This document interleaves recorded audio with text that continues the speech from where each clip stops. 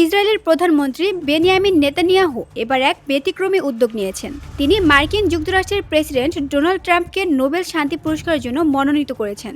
এ সংক্রান্ত একটি আনুষ্ঠানিক চিঠিও তিনি পাঠিয়েছেন নরওয়ের নোবেল কমিটির কাছে।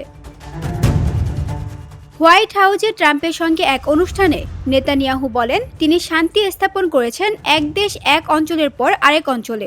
নেতানিয়াহুর দাবি, ট্রাম্প শুধু মার্কিন রাজনীতিতেই নয়, আন্তর্জাতিক সম্পর্কেও শান্তি প্রতিষ্ঠায় গুরুত্বপূর্ণ ভূমিকা রেখেছেন।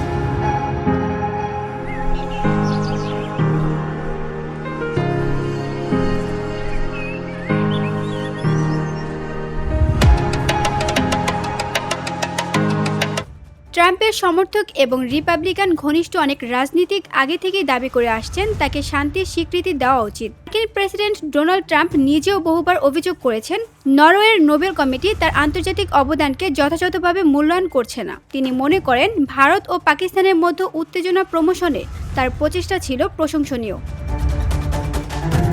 তবে সবচেয়ে আলোচিত দিকটি হলো আব্রাহাম চুক্তি, যেখানে ট্রাম্প প্রশাসনের সময় ইসরায়েল এবং বেশ কয়েকটি আরব দেশের মধ্যে সম্পর্ক স্বাভাবিক করার চুক্তি স্বাক্ষরিত করে। এই চুক্তিকে অনেকেই ইতিহাসের গুরুত্বপূর্ণ এক পদক্ষেপ বলে মনে করেন।